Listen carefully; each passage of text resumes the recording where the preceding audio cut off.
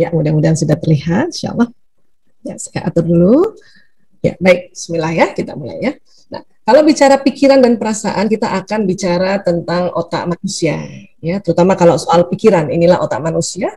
Allah ciptakan otak manusia itu ada otak besar dan ada otak kecil, kemudian terbelah dua, ada belahan kanan dan ada belahan kiri, ya. Nah, kemudian kalau ya otak ini kan dia akan membuat koordinasi ke seluruh bagian tubuh kita ya sehingga kita bisa dapat bergerak, dan satu lagi ada fungsi yang luar biasa dari organ namanya jantung. Nah, inilah kita sebutnya sekarang ini ya, merujuknya nih ya, ini betul-betul yang disebut kolbu ini jantung ya. Dan kalau kita bicara kalau pikiran di otak, nah perasaan ini ada di daerah positive thinking atau pikiran positif ya. Itu sebetulnya apa ya? Ternyata pikiran positif atau positive thinking ini seperti ini ya. Jadi pikiran tentang segala sesuatu yang diinginkan dan disukai. Nah, kalau kita sedang seperti itu, berarti kita sedang ya berpikir positif. Hari ini saya sedang berpikir ya memang tentang hal-hal yang saya inginkan dan disukai, terutama siang hari ini nih. Langsung mengingatkan saya sama Uni Yeni dulu waktu kita ya sama-sama ya bikin film Cukup Gue ya. Nah, jadi looking forward untuk acara ini, berjumpa dengan Uni Yeni dan seluruh ibu-ibu, kemudian saya berkenalan juga dengan yang lainnya gitu. Jadi ini yang saya inginkan dan saya sukai. Berarti saya berpikiran positif sejak tadi pagi sebetulnya ya, bahkan tadi malam ya. Dan juga di tengah-tengah pikiran positif saya ya ada juga negative thinkingnya. Ya, apa sih negative thinking? Negative thinking, pikiran negatif itu pikiran tentang segala sesuatu yang tidak diinginkan dan tidak disukai. Kalau menurut pengalaman ya, karena sekarang ketemunya virtual dan biasanya kendalanya adalah sinyal yang up and down ini, maka ada muncul negative thinking saya bahwa aduh ya nanti ya khawatirnya, atau ada istilah gini, jangan-jangan sinyalnya drop gitu, atau jangan-jangan nanti mati lampu ya. Nah, itu kalau terbersit pikiran ya tentang sesuatu yang tidak diinginkan, ini kan tidak diinginkan kan, dan tidak disukai, itulah namanya negative thinking. Dan ini berjalan bersamaan. Ini harus kita pahami dulu nih, pikiran positif dan negatif ya, pikiran negatif itu berjalan bersamaan sebetulnya. Dan kita sebetulnya tidak boleh menghilangkan pikiran negatif secara cepat. Nanti dulu ya. Artinya ada sign atau ada sinyal atau ada ya peringatan pada pikiran negatif kita bahwa ya kamu hati-hati, lampu drop ya, sinyal drop. Nah, itu ya warningnya, itu ya peringatannya. Maka kalau ada pikiran negatif, segera langsung deteksi, apa sih yang saya nggak inginkan dan disukai? Oh, sinyal. Oh, lampu. Ya sudah, kalau gitu segera antisipasi. Karena negative thinking ini untuk segera mengantisipasi. Oke, saya sama tim sudah bagi tugas, nanti kamu buka laptopmu, nanti seandainya drop dan tidak bisa sambung kembali, saya pindah ke laptopmu ya. Nah, itu. Jadi itu yang harusnya kita lakukan pada saat negative thinking itu muncul ya, untuk mengantisipasi ya. Nah, kemudian kalau sudah diantisipasi, barulah negative thinking ini kita rilis ya, dengan apa? Tarik nafas, ya, khawatir-khawatirnya lepaskan lewat tarik nafas dan buang nafas itu ya, ya. Terus diperkuat positive thinkingnya ya. Bismillah ya Allah, ya Bismillah, lancar, sukses.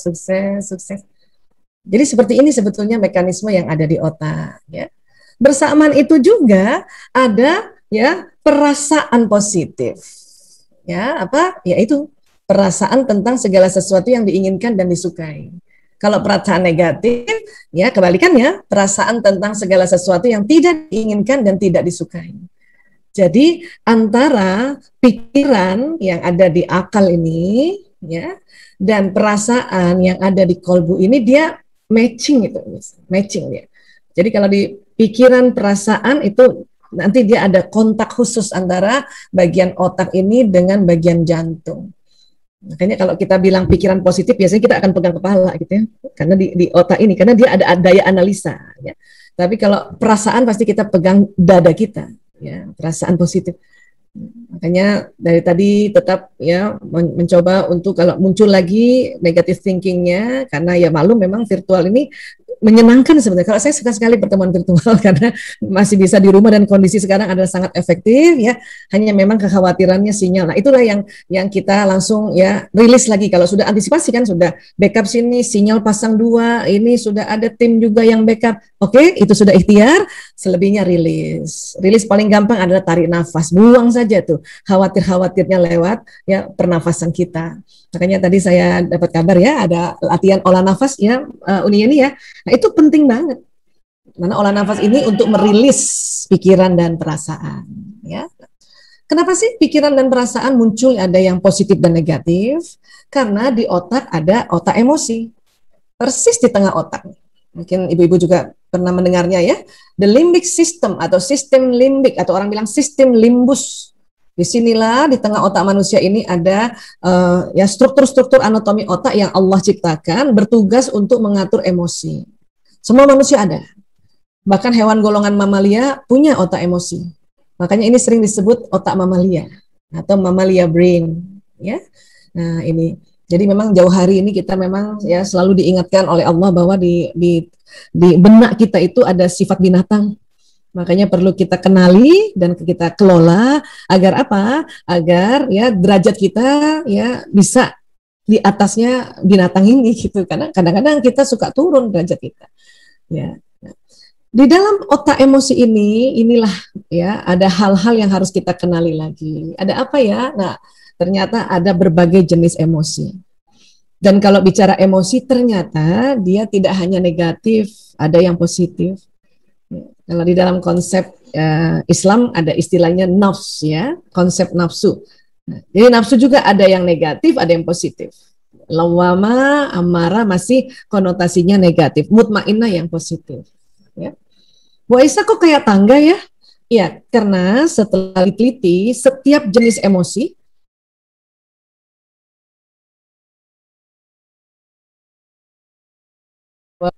ya, ini harus kita ya umumkan bahwa tidak bisa hilang. Yang hanya bisa adalah kalau sedang turun emosinya dinaikkan lagi. Turun, naikkan lagi. Turun, naikkan lagi. Seperti itu. Ya, karena bahaya kalau turun terus tidak dinaikkan, jatuhnya di bawah ini apati. Ya, apati adalah emosi yang sedih terlalu lama berkepanjangan sehingga merasa nggak berguna. Nggak ada gunanya lagi saya jadi ibu kalau kayak gini ya. Ada yang begitu mikirnya karena sedih terlalu lama dan dia ada di bawah. Nggak ada gunanya lagi saya ya jadi seorang istri kalau begini. Nah, itu berarti kita tuh saya ibu itu pasti sedang capek banget. Udah kelamaan takut, kelamaan sedih dan apati. Ya, pandemi membuat kita seperti ini. Namun, alhamdulillah ya, luar biasa ya. Saya sih perhatikan ya, karena kita juga insya Allah termasuk orang-orang beriman. Ya, mungkin sedih iya, takut iya, tapi insya Allah sampai apati itu ya nggak masuk ke situ ya. Kalaupun ada cuman sedikit lah. Ya, kenapa? Karena kita punya mekanisme untuk move on ke atas, move on ke atas. Karena kalau sampai di apati dan nggak bisa move on nanti jadinya depresi, ya depresi. Jadi dia depresi itu di bawah sini nih. Ciri depresi menyakiti diri, bentur-benturkan kepala di tembok, pukul-pukul badannya, atau ada ide bunuh diri, suicide, tahu-tahu mati aja. Ya, aduh, nauzubillah min zalik ya, karena nanti akan terjadi penyesalan yang luar biasa kalau sampai bunuh diri. Makanya kalau sudah sampai depresi, itu secara alami kita tidak bisa move on sendiri, harus dibantu tenaga profesional. Ya, kita harus kalau ada keluarga yang depresi atau maaf ya nauzubillah min zalik, karena banyak juga 1-2 anak-anak yang karena kondisi seperti ini PJJ dan tugas-tugas yang nggak selesai, gadget nggak punya sinyal, wah pokoknya deh akhirnya mereka depresi dan akhirnya mereka bunuh diri. Ada 1-2 lah ya kayak gitu ya.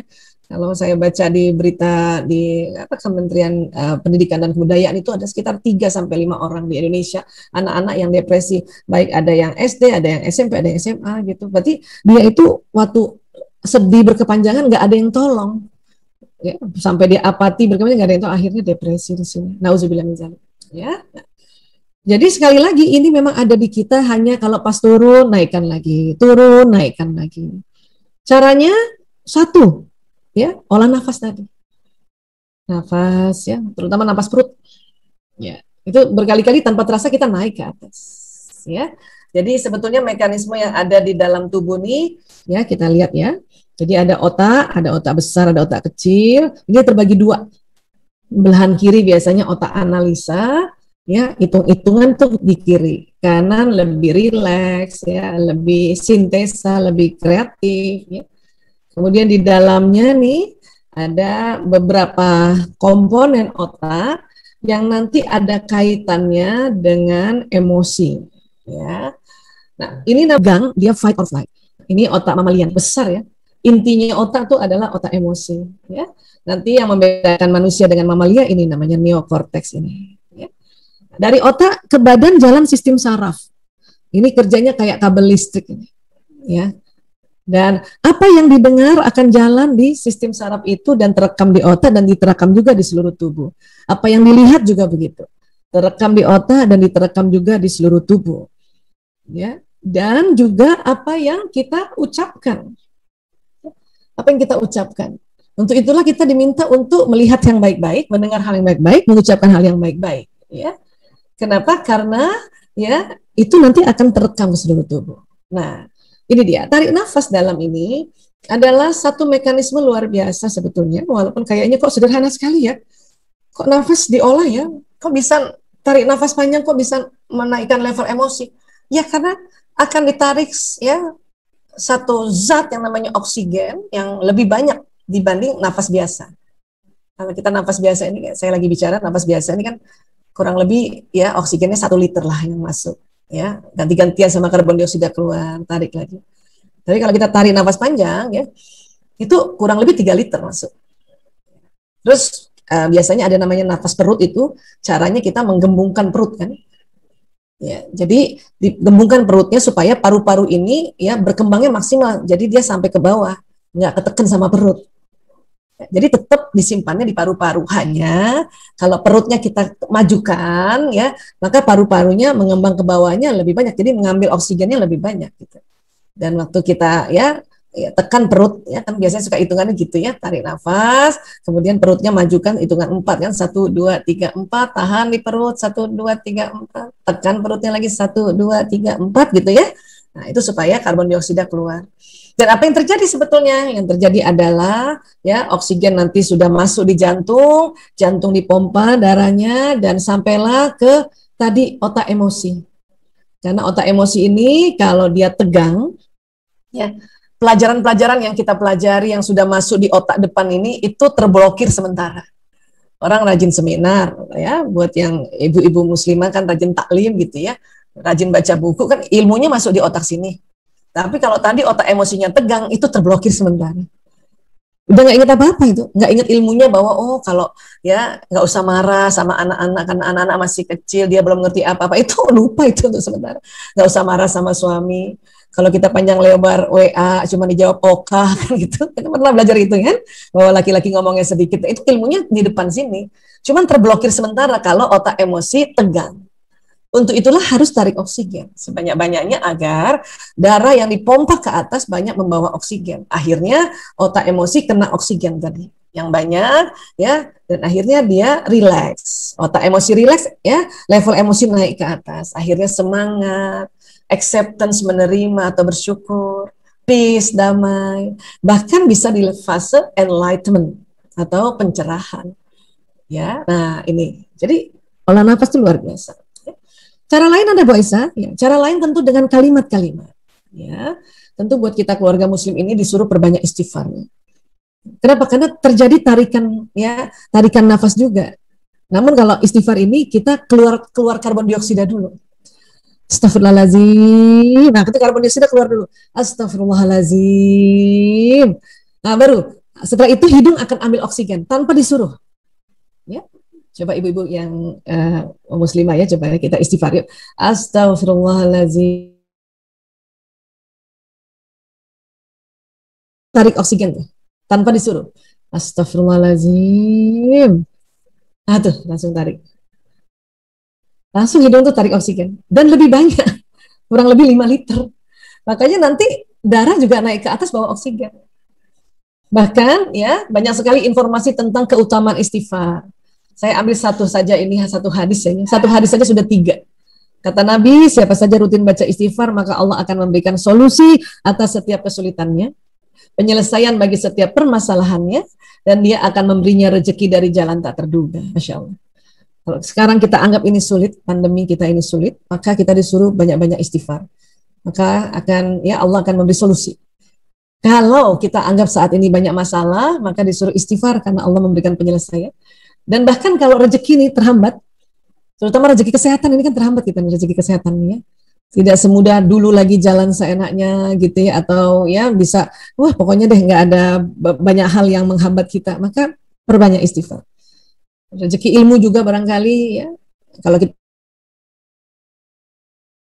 pembelajaran daring ini nggak efektif nih.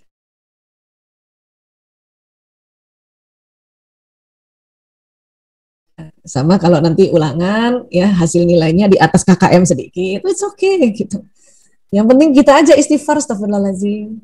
Karena memang Bapak Ibu guru yang kasih informasi, tapi Allah yang memberikan ilmunya itu. Bisa jadi dia malah ngertinya dari apa? Nonton film, sedang main, atau sedang bertengkar dengan saudaranya. Itu di situ ilmu banyak. Yang penting kita aja istighfar. Bahkan juga rezeki tentang uang. Kita buka dompet, uang tinggal 1 lembar, perbanyak istighfar, astagfirullahaladzim. Nggak usah mikir pinjam uang sama siapa, minta sama istighfar aja dulu, nanti ada jalan keluarnya. Kok gampang banget Bu Aisyah? Iya memang gampang. Dan nanti buat teman-teman yang Katolik, Protestan, Hindu, Buddha, ya pasti ada kalimat-kalimat yang diajarkan di agama masing-masing untuk dipakai pada saat kita kesulitan. Nah itu dipakai, karena kekuatan kata-kata itu luar biasa. Ya, nah, kalau kita istighfar aja berbanyak, astagfirullahaladzim, astagfirullahaladzim. Banyak ibu-ibu masa sih cuma istighfar aja Bu Aisyah bisa kayak gini? Iya, ya. Karena tadi saya sampaikan kan bahwa kalau kita emosi negatif, ini otak limbik sistem kan tegang. Ilmu yang ada di depan nggak ingat apa-apa. Yang cuma tarik nafas saja, sama yang karena sudah terbiasa istighfar dari kecil maka istighfar, ya. Atau ada lagi yang sudah terbiasa istirja, innalillahi wa inna ilaihi raji'un. Ya. Atau ya terbiasa tahlil la ilaha illallah, la ilaha illallah. Atau bahkan udah nggak ingat lagi kalimat-kalimatnya, cuma ingat ya Allah, ya Allah, ya Allah, ya Allah. Karena kalau kita lafazkan Allah itu ya Allah, ya Allah, itu karbon dioksida keluar tuh ya Allah. Nah terus hidung langsung tarik oksigen tuh. Ya, nah ini. Jadi mudah sekali sebetulnya untuk merilekskan dulu otak emosi agar pikiran dan perasaan tadi yang negatif itu langsung ya, yang pikiran-pikiran di depan ini yang terblokir langsung terakses kembali. Ya. Nah. Terus kita bicara tentang perasaan. Nah, perasaan ini kerja dari kolbu. Dan kolbu ini merujuk organnya jantung. Kenapa? Karena ternyata jantung ini banyak sekali keutamaannya juga. Selain memompa darah, ternyata di jantung ada otak. Ya, ada sel otak. Jumlah sel otaknya 40.000 neuron. Ya. Nah, ini ada hadis sangat populer ya. Al-a wa inna fil jasadi mudghah. Ketahuilah, sungguh dalam tubuh ini ada segumpal daging. Idza sholahat sholahal jasadu kulluhu, jika daging tersebut baik, baiklah seluruh tubuh. Wa idza fasadat fasadal jasadu kulluhu, dan jika rusak, rusaklah seluruh tubuh. Al-a wa hiyal qalbu. Ketahuilah, segumpal daging itu adalah qalbu. Hanya banyak yang artikan, ketahuilah, segumpal daging itu adalah hati. Harusnya jangan diartikan hati, qalbu aja. Karena makna hati ini nanti beda organnya. Kolbu ini, kata para ulama, salah satunya saya ambil dari Imam Al-Ghazali dalam bukunya Penyucian Jiwa, ya, bahwa kolbu adalah daging yang bersuhu panas, berbentuk kusam, berada di sisi sebelah kiri dada, di dalam isinya ada rongga yang berisi darah hitam sekali. Nah, kalau kita belajar anatomi, organ tubuh kita yang ada di rongga dada itu, ya, satu ada yang namanya paru-paru. Tapi paru-paru kanan kiri. Dan dia bukan mudghah, dia lebar, ya. Dan isinya bukan darah, isinya udara. Ya, ini. Kemudian apalagi yang ada di rongga dada selain paru-paru? Ah, ini ada namanya jantung. Jantung memang di tengah tapi cenderung ke kiri. Bentuknya mudghah, gumpalan. Dia berongga dan di dalamnya banyak darah. Saking banyaknya darah warnanya jadi nggak merah, hitam. Dan ini kalau bentuk warna aslinya jantung ini kusam memang, warnanya kusam karena dia dilumuri oleh kolesterolnya. Ya. Nah. Tapi kalau maknanya hati, yang hati secara anatomi yang disebut lever, ini dia posisinya nggak di kiri, dia di kanan. Dan tidak di rongga dada, dia sudah mulai turun mau masuk rongga abdomen atau rongga perut. Ya, kalau ini artinya hati. Itulah makanya para ulama yang belajar tentang ilmu tubuh manusia, mereka mengatakan kolbu itu jantung. Karena memang bahasa Arab sendiri, kolbu itu jantung, hati itu kibdun. Ya. Walaupun kita sudah terbiasa ya berpuluh tahun mengartikan kolbu hati, tapi yang dipegang jantung. It's okay, nggak masalah. Tapi saya mau cerita bahwa ya jantung punya keutamaan-keutamaan juga. Kenapa dia disebut kolbu? Ya. Satu, ini yang sudah lama kita tahu. Jantung sebagai organ pompa darah ke seluruh tubuh. Ini saja sudah luar biasa ini. Ya, memberikan nutrisi, memberikan vitamin, mineral, cairan, bahkan oksigen ini. Ya, darah ini. Ini sudah puluhan tahun ya, bahkan ratusan tahun ya manusia tahu tentang kerja jantung. Ya. Yang baru-baru saja yang tahun 91 ini, penelitian Dr. J. Andrew Armour dari Montreal, Kanada, kemudian diteliti terus sampai tahun 2000 ya, disepakati oleh penelitian dari Lituania oleh Neringa Pauzir ya apa? Ya itu tadi, di jantung ada otaknya. Di jantung ada sel otak yang namanya neuron, jumlahnya 40.000 neuron. Biasanya selama ini ahli anatomi menemukan neuron ini adanya di otak. Jumlahnya 100 miliar. Satu neuron kerjanya kayak satu komputer yang tercanggih di zamannya. Jadi kalau di otak ada 100 miliar berarti ada 100 miliar komputer di otak kita. Dan betul bentuknya nih kayak kabel-kabel nih, kabel-kabel panjang di dalam otak ya. Dan tadi sejak tahun 91 tadi ditemukan di jantung juga ada neuron. Jumlahnya memang tidak banyak, tapi 40.000. Ya. Nah, apa sih yang terjadi Bu Aisyah kalau neuron di otak? Dia terjadi sambungan-sambungan setiap tadi kita melihat sesuatu, mendengarkan sesuatu, merasa, menghidup. Nah ini, dia terjadi sambungan-sambungan yang membentuk memori, yang membentuk ya kenangan, yang membentuk informasi. Dia terjadi sambungan-sambungan. Jadi kalau kita melihat sesuatu yang baik-baik, maka terjadi kenangan atau memori sambungan yang baik-baik di otak. Mendengarkan yang baik-baik juga seperti itu. Yang buruk bagaimana? Yang buruk juga tetap terjadi sambungan karena kan tetap ditangkap oleh panca indera. Itulah makanya diminta paling tidak ya kita berusaha kalau yang ada sambungan buruk itu jangan terlalu banyak lah. Makanya cepat-cepat kalau ada pikiran negatif itu diantisipasi dan sebisanya dirilis gitu dengan tadi teknik tarik nafas panjang, olah nafas ya atau istighfar agar sambungan yang di otak itu yang lebih banyak positifnya. Ya, kenapa? Karena membawa keberuntungan kalau positif ya. Nah, ternyata di jantung juga ini saraf-saraf atau neuron jantung juga tersambung-sambung. Makanya dia inline sekali tuh kalau kita melihat hal yang baik di otak tersambung, di jantung tersambung. Ya, mendengarkan hal yang baik, di otak tersambung, hal yang baik-baik itu di jantung juga tersambung hal baik-baik itu. Karena di jantung itu ada otaknya. Makanya ya banyak sekali orang ya dokter-dokter jantung ya seluruh belahan dunia ini ya punya pengalaman kalau ada ya seorang pasien jantungnya kan rusak nih. Terus dia berkemampuan karena punya uang, dia minta diganti jantungnya. Diambillah jantung donor, jantung orang yang baru saja meninggal dan dia bersedia diambil jantungnya. Maka ya memorinya jantung donor itu masuk di dalam pasien ini. Karena di dalam jantungnya si donor itu ada memori di sini, ya, sambungan-sambungannya dan perilakunya berubah. Perilakunya berubah ya. Nah, ini banyak sekali di sharing-sharingnya seperti itu ya.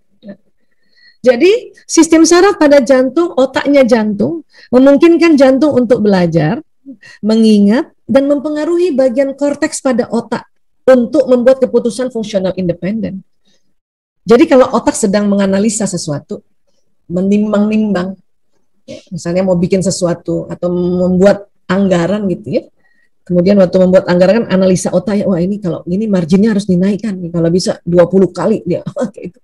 Kadang-kadang nanti jantungnya atau kolbu ini ngomong, jangan gitu, ya nggak manusiawi itu, ya, ini pandemi lagi, ini. Jadi jantung bisa ngomong sama otak, kasih masukan. Kenapa? Karena memang cuma 40.000 ini karena dari kecilnya barangkali ya manusia ini dikasih yang baik-baik, maka ini lebih banyak baiknya.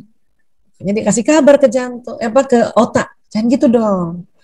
Otak kan lebih banyak 100 miliar ya. Kenapa? Karena untuk menganalisa, nimbang-nimbang, hitung-hitung.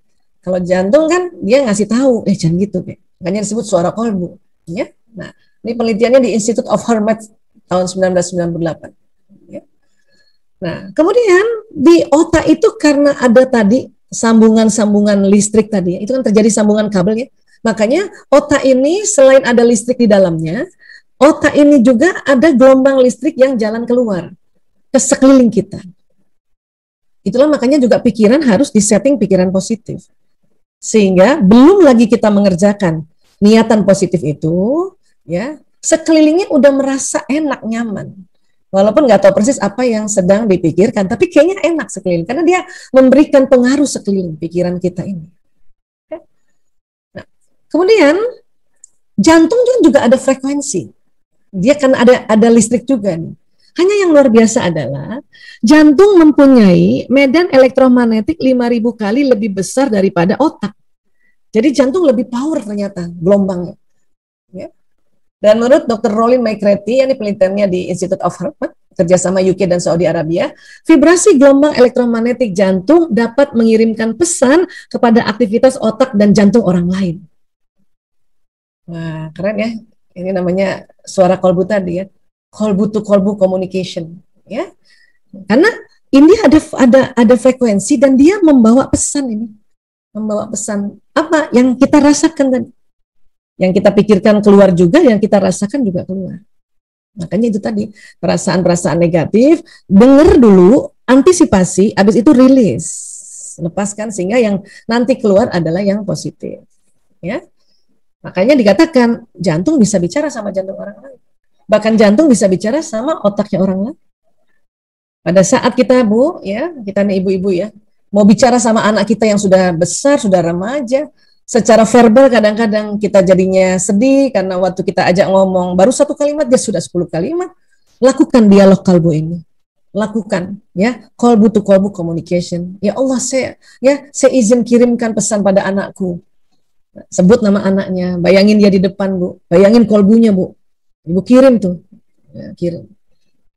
Kalau kita yang keluarga Muslim ini kan, ya setelah kita bayangkan, kita kirimkan Al-Fatihah ke kolbunya, baru kita bilang, wahai anakku, apa maunya ibu sampaikan.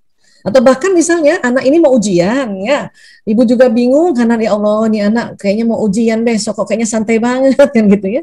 Padahal anak itu bukan santai, anak juga stres, tapi mekanismenya harus santai memang.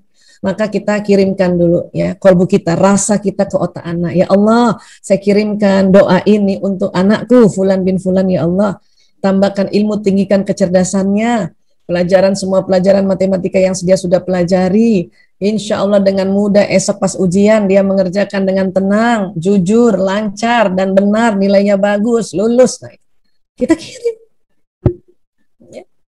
Begitu juga sama pasangan hidup. Ada hal-hal yang kita bicara pakai mulut malah berantem. Maka kasih pesan lewat kolbu to kolbu communication. Dan gelombang ini tidak terbatas jarak, itu asiknya, ya. Karena di sini ada mekanisme yang disebut ya fisika kuantum, atau istilahnya ya ini kita bicara gelombang ini tembus ruang dan waktu. Ya. Nah ini bahkan dikatakan manusia dapat berkomunikasi dengan yang lain dengan menggunakan jantungnya tanpa mulut bicara. Waduh, Bu Aisyah, kalau selama ini saya sama ya ke suami saya kesel terus, Bu Aisyah. Gimana nih? Sampai hanya ini luar biasanya ya. Ada yang namanya waktu tunda. Kalau yang negatif-negatif sampainya agak lama dikit. Kenapa? Karena hal yang negatif itu gelombangnya berantakan. Makanya kita sebut gelombang incoherent. Jadi agak lama nih. Masih ada kesempatan apa? Mendelete dengan apa? Banyak istighfar tadi. Atau buang nafas. Keselnya kita buang dulu supaya kalau kesel dibuang itu akan ditarik oleh gravitasi bumi masuk ke tanah. Ya. Tapi kalau yang positif itu gelombangnya koheren, gelombangnya teratur, makanya cepat sampai. Ini adalah sebuah ya maha adilnya Allah. Justru ini adil nih. Kalau enggak habis kita karena kita kesel berkepanjangan tuh sering banget. Apalagi kalau kita nggak tahu cara kerja alam semesta ya. Tapi itu tadi masih agak lama nih sampai dikasih kesempatan mendelete atau kasih kesempatan dihapus nggak tuh ya perasaan-perasaan negatif itu.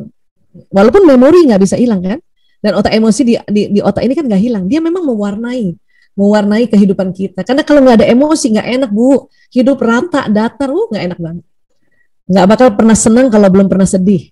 Ya. Nah, tapi sekali lagi karena gelombangnya nggak beraturan, makanya lama sampainya. Pokoknya sesuatu yang nggak beraturan lama aja terwujudnya gitu. Ya, nah. Jadi sebetulnya seluruh tubuh itu memancarkan gelombang, tapi memang paling kuat di jantung. Nomor 2 di otak. Selebihnya seluruh tubuh. Dari mana? Dari titik-titik ini. Ini sering disebut namanya pembuluh meridian. Dia ada di mana? Di bawah kulit. Ya ini ya ada pintunya Bu. Cuman bukan buka tutup dan bukan di sliding door gitu, bukan. Dia berputar. Berputarnya ke kiri, berlawanan arah jarum jam. Kalau putarannya lancar maka gelombangnya sinyalnya lancar Bu. Kalau putarannya agak terhambat itu makanya nggak enak badan. Itulah kita walaupun ya udah minum obat kimia kita cari orang pijetin dong. Atau ibu-ibu yang senang kerokan Bu, siapa yang masih senang kerokan, kerokin dong. Karena ini untuk menstimulasi supaya ini lancar. Atau ada yang suka akupuntur, ada yang suka bekam gitu ya. Kalau saya masih suka kerokan nih Bu Asih. Karena kalau kita kerokan kan ini kena nih jalur-jalur ini nih. Ya, makanya baru enak lagi, waduh asik ya, baru istirahat atau makan yang panas-panas gitu, buka puasanya yang panas-panas. Pokoknya kalau ada orang mau buka puasa yang biasanya biasa-biasa itu minta yang panas-panas itu pasti lagi nggak enak badan itu, ada yang terhambat di sini. Karena panas-panas keringetan kan, nyanyi, pokoknya asik nih. Ya, nah ini kalau kita sebutnya titik akupuntur sebetulnya ya. Ini di bawah kulit ini, di subkutis. Dan semua orang ada. Cuman memang orang Cina duluan belajar ini. Kita saja kedokteran barat nggak belajar ini nih. Padahal ada di tubuh kita. Sayang kalau nggak belajar. Ya. Nah ini jadi mekanismenya ini keluarnya dari pembuluh meridian. Dari mana energinya? Dari makanan minuman yang dikelola di sel. Sel ini 60 triliun di seluruh tubuh. Nanti menjadi energi badan kasar, makanya kita bisa bergerak, meloncat, jalan, dan juga energi yang dikeluarkan gelombangnya. Apa nanti yang dibawa? Apa yang kita pikirkan, kita rasakan. Lewat mana dibawanya? Lewat listrik ini, sistem saraf. Dan juga apa yang kita ucapkan termasuk pada saat kita berniat dan berdoa. Makanya tadi waktu kita berdoa sama-sama, itu kalau kita bisa lihat, itu gelombang kita bawa pesan doa. Ya, walaupun tadi dipimpin, kan kita tetap dengar kan waktu dipimpin. Terus kita bilang amin. Amin itu adalah anchor ya untuk mendorong apa yang tadi didoakan oleh ya siapapun yang pimpin doa misalnya pada satu majelis doa misalnya ya. Dan ini sinyal ini apapun agamanya punya sinyal ya. Ini luar biasa nih asiknya kan. Nah, jadi ada istilahnya kolbu to kolbu communication atau kolbu to akal communication. Dan ini bisa dilakukan dengan berjauhan ya. Saya tahu juga teman-teman pasti ya ada yang LDR juga ya. Kan sudah terbukti kan kita bisa komunikasi dengan suami yang jauh kan dengan komunikasi gelombang juga ya Pak. Ya itu tadi komunikasi teknologi pakai video call.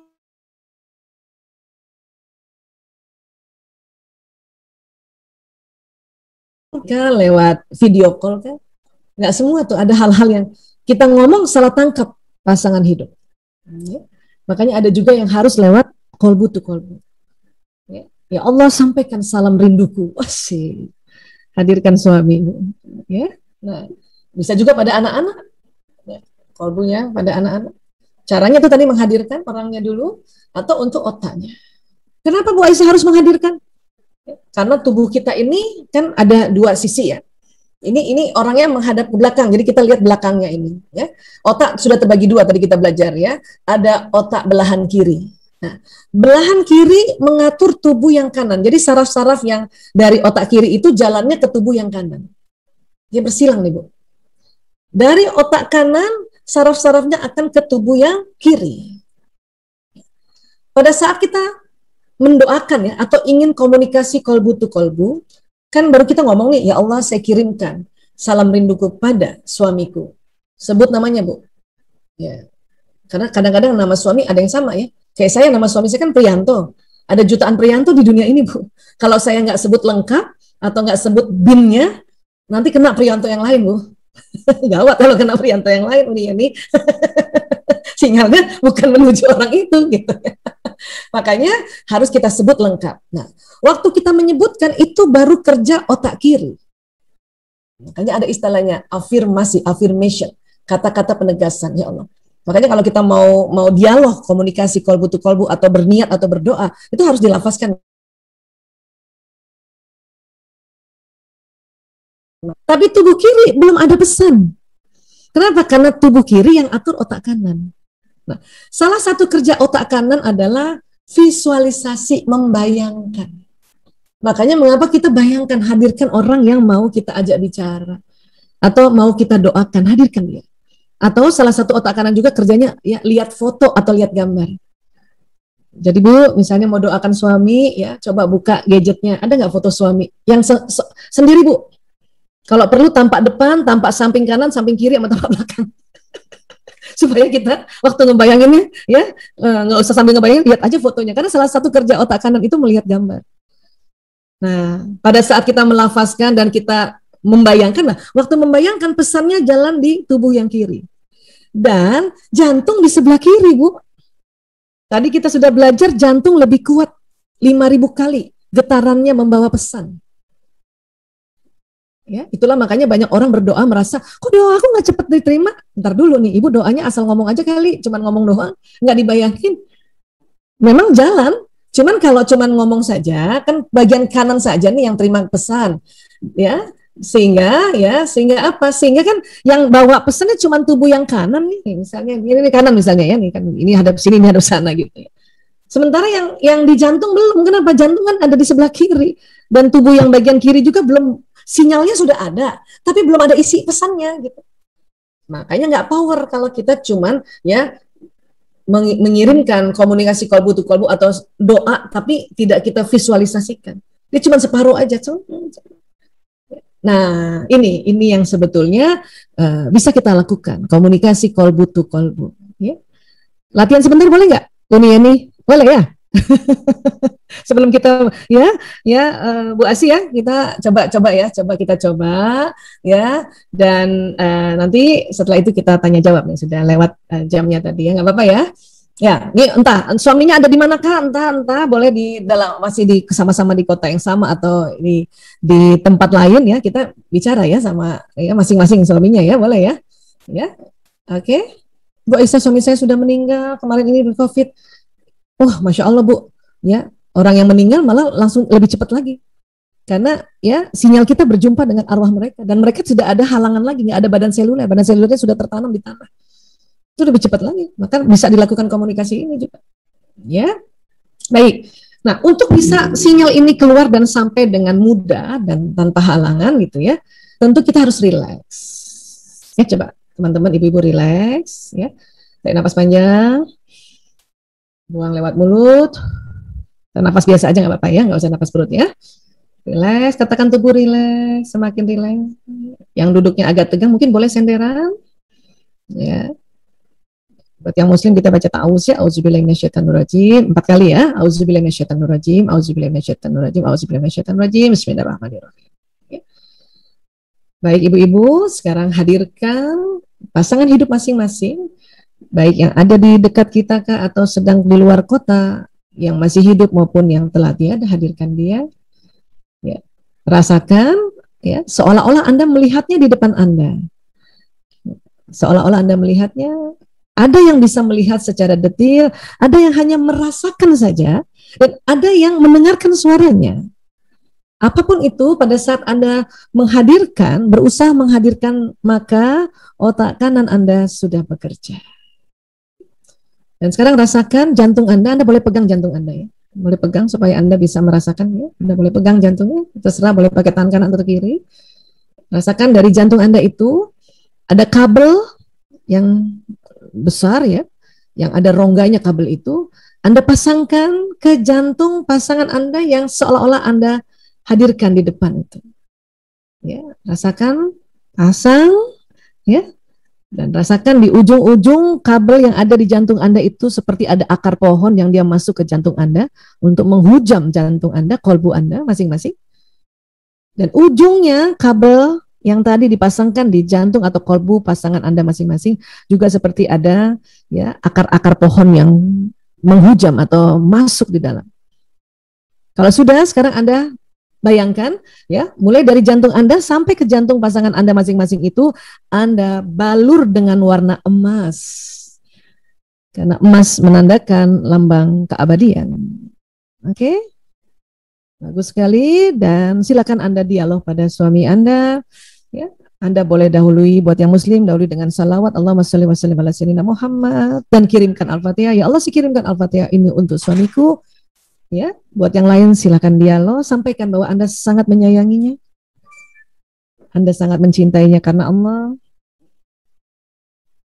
Ya, sampaikan. Wahai suamiku, sebut namanya lengkap. Saya menyayangimu. Saya mencintaimu dan saya sangat menghargaimu karena memang kita beda. Saya sangat menghormati.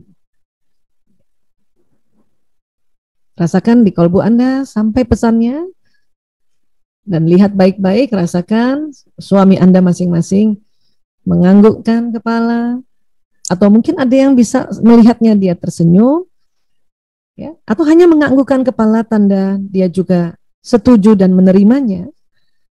Karena laki-laki biasanya ya paling mudah menganggukkan kepala dibanding senyum. Tapi mungkin ada yang bisa melihat sampai dia tersenyum ya, dan sekarang ucapkan terima kasih, terima kasih, terima kasih. Kalau sudah, kepalkan kedua tangan Anda, katakan amin ya Allah, amin ya Tuhan, amin ya Allah, amin ya Allah, amin ya Allah, amin ya Allah. Buang lewat mulut. Bagus, ya. Lagi tarik nafas panjang. Buang lewat mulut. Saya akan menghitung 1 sampai 3. Pada hitungan ketiga buka mata perlahan-lahan ya. 1, 2, 3. Iya, seperti itu. Ya, gampang kan? Ya, itu pesannya udah sampai itu. Tapi nggak perlu ditelepon ya. Ayah, tadi aku dialog jiwa loh. Kamu rasa nggak ya? Nggak usah. Biarkan itu jadi rahasia kita. Ya, pada anak-anak juga begitu. Saya sering sekali lakukan itu. Ya, kesel kadang-kadang sama suami, tapi kalau saya ngomong pakai mulut nanti malah berantem. Jadi saya lakukan itu. Ya, enak lagi habis sholat ya. Ya Allah, saya hadirkan suamiku, minta izin sama Allah ya Allah. Kenapa saya mau marah sama dia ya Allah? Tadi dia agak menyinggung saya, misalnya gitu ya. Udah ngomong aja. Saya sebetulnya nggak suka kalau kamu begini. Apa yang terjadi coba? Ya, pas malam datang dia minta maaf duluan loh. Maaf ya. Dalam hati saya, yes. Nyambung dialog jiwa saya gitu. Kalau ada yang bilang, kok suami saya nggak berespon. Tenang Bu. Laki-laki memang secara wajah, karena ada hormon laki-laki di testosteron, maka membuat otot wajah laki-laki itu rata emang. Ya, jadi nampaknya dia tidak berespon. Tapi tenanglah. Dan yakinkan itu sampai. Kalau kita ragu-ragu gimana Bu Aisyah? Ulang lagi, kirim lagi. Begitu juga anak-anak ya. Saya biasanya sebelum kalau mau diskusi sama anak-anak, saya kirim dulu ya bahwa ibunya mau minta dia begini. Baru kita lakukan ya musyawarah yang secara verbal betulan gitu. Itu lebih mudah. Dibanding belum apa-apa kita udah langsung ngomongin sama ini anak ya. Kurang lebih seperti itulah. Ini caranya sangat sederhana sebetulnya tetapi luar biasa, itu betul-betul ya koneksi kolbu to kolbu communication itu terjadi. Memang kita nggak lihat karena kalau kita lihat capek Bu. Kenapa? Dia berebutan dengan sinyal-sinyal providernya, XL, Telkomsel, dan lain-lain. Belum lagi sinyal Zoom. Jadi ya biarkan dia berjalan dan yakini dia berjalan. Ya. Termasuk hal-hal lain kalau Ibu misalnya berdoa untuk menarik rezeki. Ya, Ibu bayangin semua apa yang Ibu niatkan. Karena dia memang ada tarikannya. Ya. Inilah yang disebut hukum law of attraction. Hukum tarik-menarik. Ya. Kalau di di dalam Quran itu ya saya lanjutkan sedikit lagi ya. Ini saat Anda berperasaan dan berpikir tentang sesuatu, maka energi perasaan dan pikiran akan mencari, mencocokkan dan menarik hal yang serupa yang berada di alam semesta dengan apa yang Anda rasakan dan pikirkan ke dalam kehidupan Anda. Dia narik memang. Makanya kalau lagi pikirannya positif, ini bagus banget dia narik, perasaan narik. Ya. Kalau lagi negatif, makanya langsung antisipasi dulu kenapa saya negatif ya, dan cepat-cepat dirilis tadi. Ya, nah Dalam surat Az-Zariyat, fa warabbis sama'i wal ard innahu lahaq mithla ma annakum tantikum. Maka demi Tuhan langit dan bumi, sungguh apa yang dijanjikan itu pasti terjadi seperti apa yang kamu ucapkan. Baik diucapkan di mulut, diucapkan di benak kita, diucapkan di kolbu kita, bahkan diucapkan di tulisan. Ya, jadi hati-hati bikin status ya Bu, karena dia narik loh, narik dia. Ya, jadi kalau misalnya kita mengirimkan ya pikiran dan perasaan bahagia, bahagia, bahagia, maka ini akan ditarik peristiwa yang tambah bahagia, bahagia, bahagia. Ya, dan juga vibrasi gelombang sinyal ibu bisa menularkan pikiran dan perasaan kepada anak. Ya, kenapa? Karena gelombangnya sama. Kalau saya boleh beranalogi, ini bukan di endorse ya, ibu sama anak satu provider. Kalau ibunya XL, anaknya XL. Ibunya Telkomsel, anaknya Telkomsel Bu. Bapaknya belum tentu. Ya, dan ada sebuah riset ya, cuman saya kasih kesimpulannya saja kan agak lama kalau kita bahas.